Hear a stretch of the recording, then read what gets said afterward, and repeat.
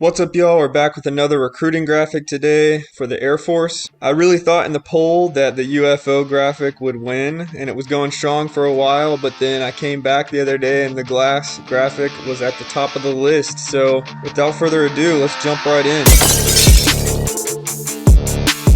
I started out with a blue background, so I have two different gradients set to overlay, and I did that because I didn't think one was intense enough. I liked the look of it, but I wanted it to be more intense, and so I just added another one on because they're both set to 100. They're both cranked up to 150 to make them a good gradient, but I just like the look of two better than one. So then I added in the wording on the background, and I like to space out the letters sometimes, so on the this week to kind of match it with the good luck, I set the tracking to 1400, and then I added in this glass texture. This is what it looked like with no layer mask or anything. So what I did is I removed the background, which is just the black, and then this book, because I don't know why this is here, and then I set it to hard light at 35%, and if you double click on it and pull the black slider down, that was to get rid of some of this extra stuff that someone else had added into that texture that I didn't want to keep. So what that does is it just takes away the darker areas, and that happened to be the darker area. So it's not perfect, but it worked pretty well. So then I added in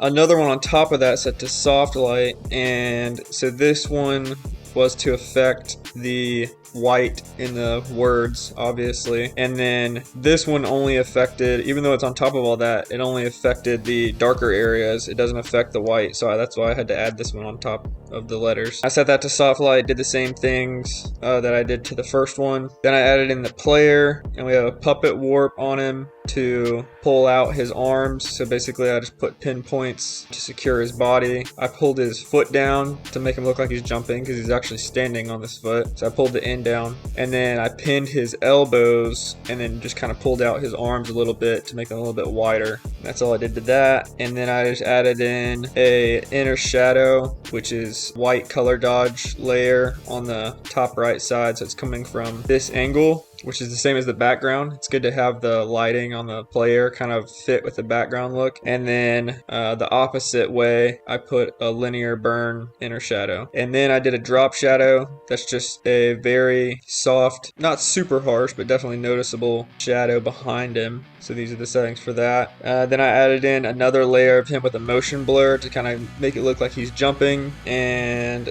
then I added in just this gray bar with the gradient overlay that has sort of the same look as the other background, or as the main background. First name, last name. Then we have the shards of glass. This is just a duplicate layer of the glass layer with a blur on it, with a radial blur that has a zoom, so it's all kind of looking like it's blasting outwards from him, and that is behind another glass layer which just looks like that. And then this layer is the background kind of stretched out a little bit with this glass as the layer mask. So this glass is not at full opacity. So what I did was I took the layer and duplicated it enough times to where it made it basically full opacity like that. I just kept doing that and then made it a solid layer. Then once I did that, I control clicked it and made it the layer mask for this background layer. And then I took the background layer and put a blur on it, and then kind of and just made it bigger. So I stretched it out, so like you can see this O is like further out in this one,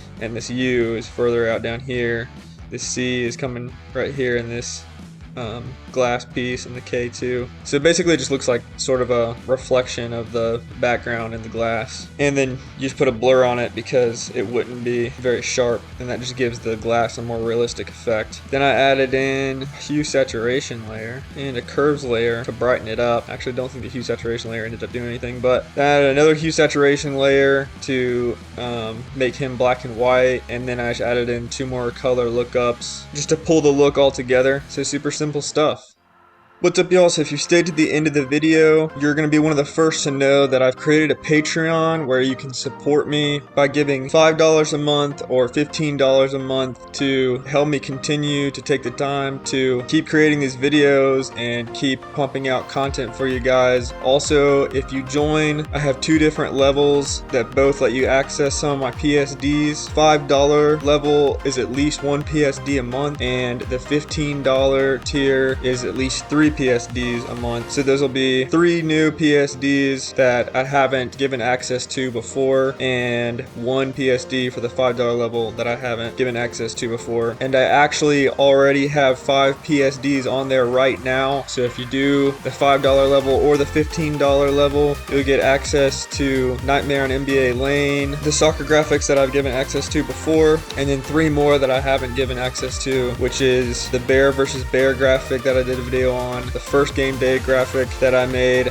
and the NCAA 22 video game recruiting graphic that I made. So join now if you want access to all of those, and the monthly PSD postings will start probably next month or the month after that. So thanks for supporting. Hoping to get to 1,000 subscribers by the end of the year, but any support helps. I appreciate all you guys. Let me know if something's not working right, and I'll try and get with you on that to work it out. See you in the next video.